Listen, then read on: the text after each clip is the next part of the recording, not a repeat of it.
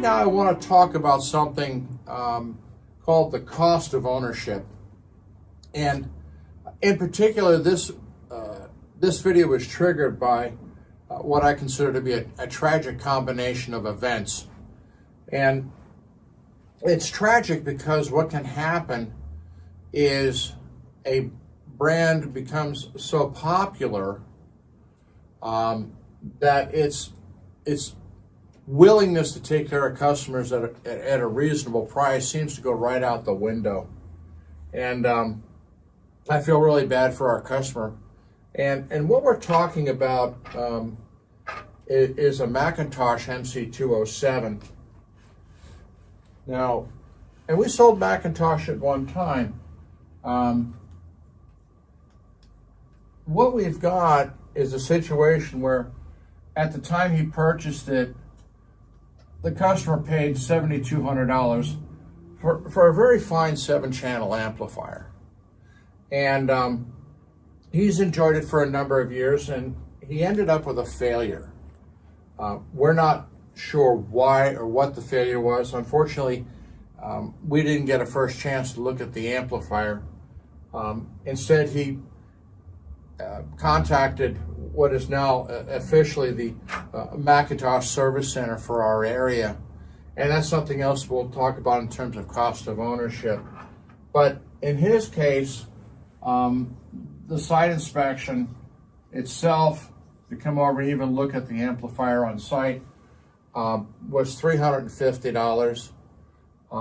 At that time, he was basically given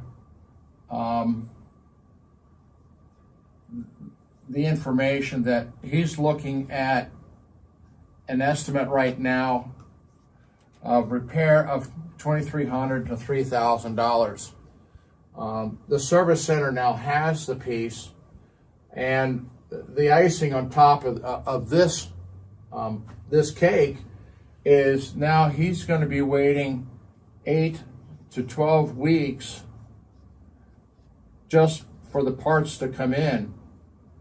And what they anticipate is the failure of the product. And of course, anytime you're talking about service, known failures on boards and such can be fairly easy to spot. They may be circuitry that known notorious for failure. But getting the replacement parts is no guarantee that other parts either leading to it, which may have caused the failure, or parts thereafter didn't suffer the consequences of the failure itself. I don't know, and I'm not going to speculate on why we got this picture. But what we're talking about is something that's out of warranty 5 or 6 years, and we're talking about literally 1/2 the cost of the product just to get it working again. And this is not a good equation. And to me, if this is common around the rest of the market for McIntosh, anybody considering purchasing a used piece needs to consider what's happened in terms of the cost of repair and support of the product and the delay. We're literally talking 3 months, a month, 2.5, 2 months to 3, just to get the parts to figure out where you're even starting. So that's part one. Now, the next aspect I want to talk about, because we talked about the cost of ownership, and the cost of ownership, can include repairs and costs. And we expect that on our cars and such. But the next aspect is what I call the length of ownership. And this becomes really important to us, particularly when you're buying a very expensive premium product. And, it's one thing to spend, $40 on a firework that goes boom in the sky and you're happy. It's another thing to spend $4,000, $5,000, $6,000, and a few years later it goes boom and it's dead. And I had another situation again with McIntosh where we had one of the surround sound processors, and what happened was the HDMI board actually collapsed. It failed completely. Now, interestingly enough, it really wasn't a McIntosh board. It was actually a Marantz board. The unit was pretty much a Marantz unit packed inside of a Mac box.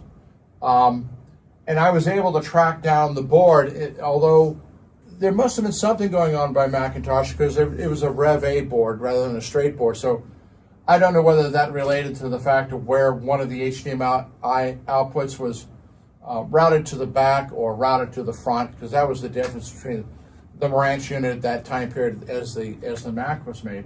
I'm sure Mac put a much better power supply in it, don't get me wrong, and probably did some nice things there. But when you have a processor that someone buys it with an intention of it being a long-term piece, and it fails in a critical area, to slam into the fact that so many of those boards failed, that there are no replacements, that's a real problem. And we're talking about the length of ownership. And it's particularly sad to me because traditionally you had the 0 to 90 days. And within that time period, we referred to it as infant mortality. In other words, something wasn't quite right from the beginning and a part failed. And this is something, no matter what you buy, you have this occurrence. And hopefully you're buying from somebody where the amount of this or the percentage of this is fairly small. And usually it is. So don't think that you're being singled out for being sold a piece of crap. Once you get past the 90-day mark, you usually have a life expectancy 5 to 10 years plus. Somebody like Bryston Electronics, on the other hand, essentially has been guaranteeing their products in performance for 20 years. But a lot of people, when they're spending major dollars, they're looking at it as the final purchase. I'm spending this once. I'm not spending this amount of money, to get 3 years, sort of thing. And so in the case of this customer, a nice theater system, it was essentially ash canned because there was no HDMI capability whatsoever. We ended up replacing it with a very lovely piece, from Marantz themselves. But we felt so bad about, his essentially not getting really long-term enjoyment, that we sold it at quite a substantial discount to him. And anybody who checks my eBay will know where I offered that unit at a price, saying the HDMI is toast. If you want a preamp cheap, for music and anything else, well, here you go. And that was that. But the length of ownership, really comes into the big question called enjoyment. Because nobody is interested in spending a major amount of money for short-term enjoyment. Well, maybe you bought, Taylor Swift, tickets or something like that, but that's a very special event. That's a one-time event sort of thing. But otherwise, when you spend major money, you're really looking for the 10-year plus. And for those people who have taken issue with my talking about buying equipment from the 70s, the used gear. One of the things of the 70s, particularly the 70s equipment, it really had a very long length of life because it was meant to last. And so I can't quibble with that, except that 20 years from let's say 1970, it was 1990. Now we're into everything else failing, like me, an old man with joints and everything else. It just happens. And so the only thing that makes this short term here the problem is what either the movie or broadcast television industry does, because both of these groups have been changing the way things are done in the video world. We went from composite to Super VHS to DVI to HDMI in terms of how you connect things, and then started to change Dolby Pro, Dolby Pro Logic, Dolby this, Dolby that, DTS this, DTS that, and all of these changes in the audio formats all along the way, principally run by the movie side. So that kind of put pressure on the life of something in terms of video processing. And we weren't happy about it either, per se. Telling somebody that they bought something 4 years ago wouldn't play the latest this or the latest that because of this moving target, and neither how the audio is reproduced or how you could even connect to it. So that's why you find 7,000 very inexpensive home theater receivers out there with component video attachment. And of course, it's all NTSC, and you can't even get an NTSC TV. So that's the end of that. So you got yourself a nice stereo tuner for the garage, and then that calls it a day. But we're talking about the length of ownership. So now we're going to put the cost of ownership and the length of ownership together. And it comes down to this. It equals the value of the ownership. And, Audible Elegance concentrates on what the cost is of the product and how long the product will last, because that's the real value of the product itself. Okay? Some brands have been able to market themselves to the point where the mere possession of the product, regardless of either its cost or its length of ownership, has any real true long-term value. There are some companies years ago when Class A first changed over from where they had, and Dave Nauber, who was then the head of Class A, what they tried to position the product as a sort of premium desire to own. It was like buying a piece of Tiffany jewelry. And there was really nothing particularly special about Tiffany jewelry. High quality, yes. But what they had done is they'd actually made the brand name, the value, as a significant surplus to the price of the product, because you could say, I own a piece of Tiffany. And that's all well and fine. I collect leaded crystal is kind of a hobby, and there are certain brands of leaded crystal that command really high values, and some of it's worth it. But there are other crystal manufacturers that are competently making equivalent product for significantly less value. But as an audio store and a home theater store, our goal is to look at, once you've bought something from us, how much does it cost to maintain it? And I pointed out two examples of a brand where the cost of ownership is exceptionally high.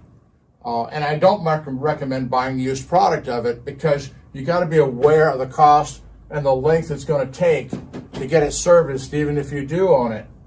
That may affect your length of ownership.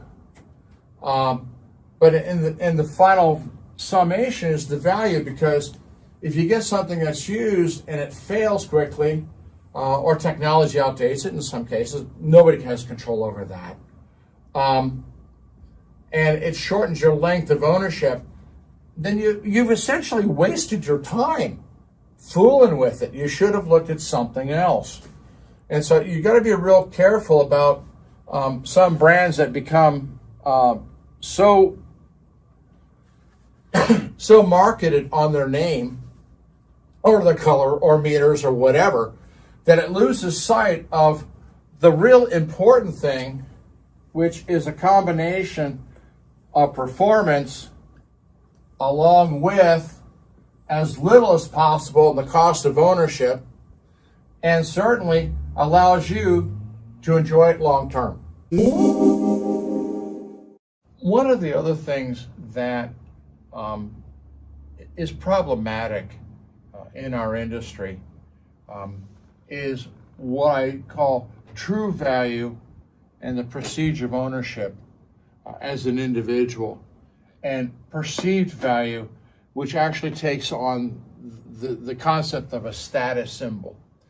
And the best example I can give you is I had an uncle who purchased a very valuable car. And not only was it valuable, but it was exceptional. And he was a member of the Kenwood Country Club, which is a very, very fine golf course, and not the premier exclusivity, but pretty damn close. And he bought this car thinking that when he showed up, that this is what was going to happen. Now, what he obtained was this. But when he showed up with this car, nobody gave a rat's ass about it, okay? So what did he do? He took this exceptional car and he traded it in, and what he bought was a Mercedes, which in terms of quality was less than what he owned. At that point, everybody around there said, "Wow, you got one of those." And he felt good about his purchase. The truth of it is he wound up with something of a lower quality automobile, but he was recognized by his friends. "Oh, you have one of those. Welcome to the club." Now, I'm not saying Mercedes is a terrible car, but it was not in the league of what he owned. And I'm not going to talk about that. I know what car he owned, and it was an extraordinary car. But because nobody recognized it, it was not a status symbol. Now, if you're going to buy stuff for yourself, and we've talked about the other qualities, you've got to decide, are you buying it for you, or are you buying it for your friends? Now, to be honest, a car is out there on the street for everybody else to see, right? And now, if that strokes your ego, that's cool. But how many people come into your house? The best you can say is, "I own." Okay? Which maybe that gives you some brownie points in the league of people that you run around with. I don't know. I don't care. But who are you buying it for? Is the real question. And this all relates back to value and longevity. And I'm sorry, I'm not particularly good at delivering status symbols. I'm really good at making you happy at home.